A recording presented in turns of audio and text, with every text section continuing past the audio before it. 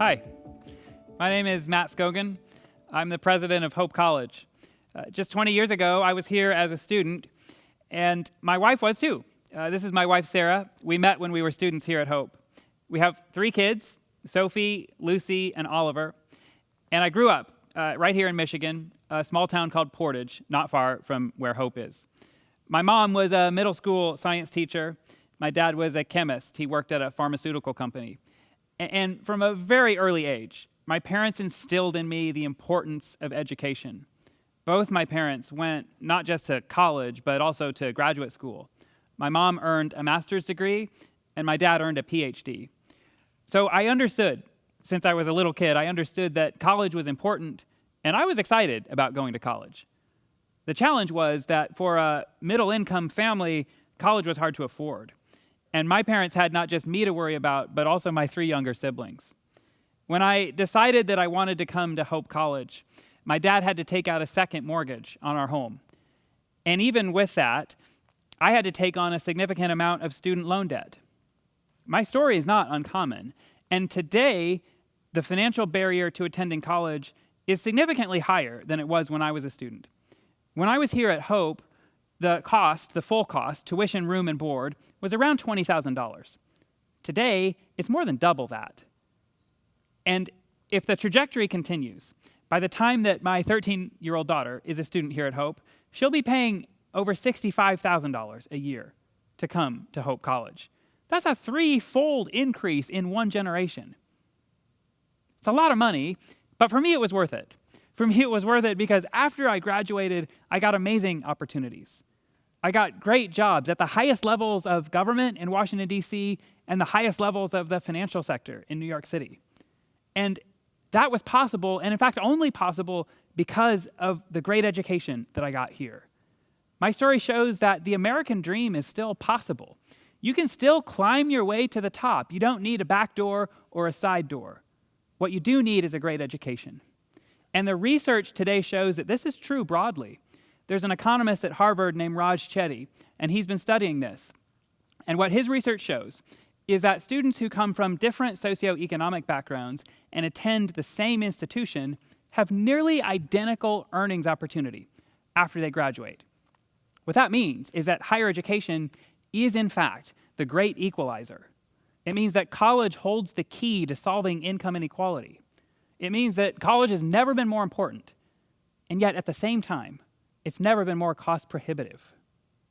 Higher education is priceless, but it is way too expensive. Today, the average graduate of college has over $30,000 of debt, and that has doubled in the last 15 years. As a country, Americans collectively owe more than $1.7 trillion in student loan debt. That's $700 billion more than we owe in credit card debt. And to put that $1.7 trillion in perspective, that's bigger than the GDP of all but 11 countries in the world. That's a lot of money. Today, 7 out of every 10 graduates have student loan debt. Now, remember that it's college, not socioeconomic status, that is a predictor of one's future earnings potential. And yet, far too many low-income students don't actually have access to college. And some who do have access to college don't even apply because the high sticker price scares them away. There are many students who would be eligible for financial aid, but the cost of tuition is something they look at and say, I could never find a way to afford that, so I'm not even going to consider it as a possibility. Less tangible, but also detrimental, is the fact that many students who do graduate, but graduate with debt, end up giving up on their dreams. What we see is a correlation between high amounts of debt and students being less choosy about the jobs they select after graduation. Students, in essence, are picking jobs that pay the bills rather than picking jobs that might pay a little bit less but have higher impact. Here's what this really means.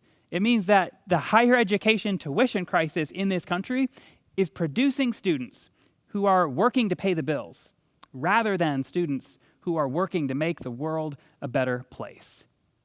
And at Hope, we started to imagine, what if this could be different? What if we could have a financial model that had no barriers to entering higher education? What if we could have a financial model that didn't require students to take on the burden of debt? After 17 years of working in government and in the financial sector, I started to feel a tug to do something of even greater impact. And that calling led me right back here to my alma mater.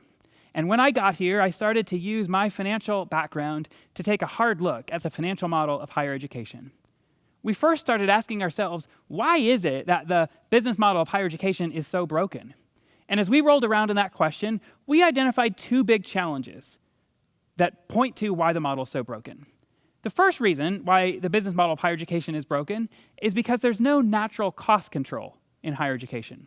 The cost just keeps going up year after year, even though there's pressure on revenue. And you don't have to be a sophisticated business person to understand that that's not a trend that's sustainable. The reason that happens is because there's no natural stakeholder naturally incentivized to push costs lower. And so the costs just keep going up and up and up. The second reason why the business model of higher education is so broken is the way scholarships are funded. And here at Hope and at most other institutions around the world, scholarships are funded on a pay-as-you-go basis. Let me show you how this works. So here's a graph. Imagine that this line is the demand curve for Hope College. On the bottom axis, you have number of students. On the vertical axis, you have the price of tuition. The average tuition price that a student pays to come to Hope is around $20,000. But there are two issues with that $20,000 price point. The first issue is that there are some students who are willing and able to pay a lot more than that to come to Hope. The other issue is that there are some students who we want to have at Hope, but they can't afford the $20,000 price point. So what we do, and what nearly every other college and university in the world does, is we set the price at the very top of the demand curve, and then any student who's paying more than $20,000 is paying for their own education plus part of someone else's. In other words, some students here are paying for their education and scholarships for other students. It's Robin Hood. It's a redistribution model. We're running our very own redistribution scheme. And we can put aside questions, ethical questions about whether we should be charging different people different prices for the same thing. The real problem with this is that it's just not sustainable. It's not sustainable over the long haul. We think, at Hope, something can be done differently. When I was applying for this job, I was on a long plane ride home after a business trip, and I was sort of half asleep as the pilot came on the intercom, and he said something like, "We're cruising at 33,000 feet and beginning our initial descent down to JFK Airport." And as he said that, I thought, interesting, because 33,000 was roughly the same as the price of tuition at Hope at the time. And I wondered, what could happen? Or how could it be possible for us to take the same trajectory with our tuition? Could we land the plane in terms of our tuition? Well, we started to think about it. This year, because we were smart about how we spent money, we were able to keep the cost of tuition flat for the first time in a long time. And that's a significant change, but at the end of the day, that's a tweak to the old system. And what we're imagining now, as we look out to the future, is not just a tweak to the old system. We're imagining an entirely new system, an entirely new model that's actually not based on tuition at all. We're calling this model Hope Forward. And let me describe how it would work. In a Hope Forward model, every student who comes through the doors of Hope College would have their tuition 100% covered through the endowment. That coverage of tuition would then come with a commitment on the part of our graduates to be generous, to be philanthropic to Hope after they graduate. In essence, giving to Hope College, investing in the students who come behind them. In doing so, they're not paying for their own education because theirs was paid for. Rather, they're paying it forward. It's a totally different kind of model. It's a model that's not based on tuition at all. It's a tuition-free model. See, what we're talking about is not free tuition. It's tuition-free. And there's a big difference. See, higher education actually can never be free. College is and always will be very expensive. The question we ought to ask is, who should be paying for it and when? And when politicians start talking about free college, what they're really talking about is taxpayers funding tuition. But they're not changing the business model. What we're talking about is an entirely new business model, a tuition-free business model.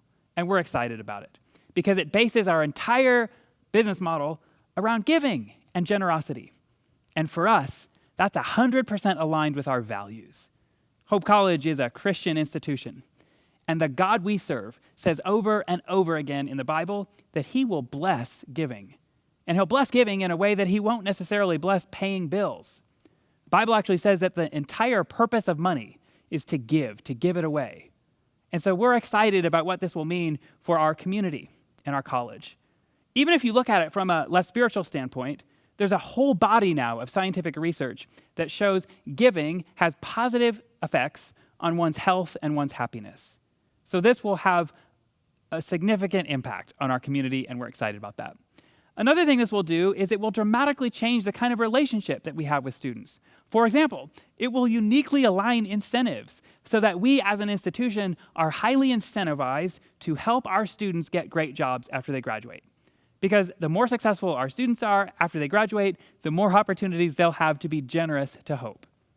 It also frees up our students to pursue real impact, to really provide hope into the world, rather than chasing income in order to pay off their student loan bills. And finally, what this will do is it will dramatically change the nature of the relationship with our students. Sadly, today, too often, the relationship feels transactional. Students come to college, they pay a lot of money to do so, and then they move on with their lives. And through a Hope Forward model, students would sign up to come to college, not just for a 4-year relationship, they'd sign up for a lifelong partnership. And that's important, because in today's rapidly changing world, being a lifelong learner has never been more important. And when students sign up to come to Hope, they're signing up to be engaged with our learning community for their entire lives. We're excited about that. We're excited about all of this. One question you might be asking is, could this work everywhere?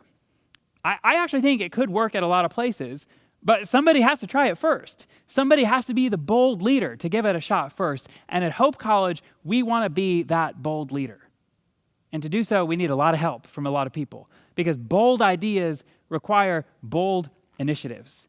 And so in order to get this off and running, we need to raise over $1 billion in our endowment to fund it. $1 billion in our endowment will permanently provide access for every student who comes through our doors. Forever. It's a big amount of money. And so we need a lot of people to help, and we're asking for your help. And even though it's a big amount of money, any gift of any size will help us get a little bit closer to the goal. So we're asking for your help. We're asking for your help to provide hope. To provide hope to students who want access to a great education. We're asking for your help to provide hope to the world that's increasingly looking upon the business model of higher education with real cynicism. And we're asking for your help to move hope forward. Thanks very much.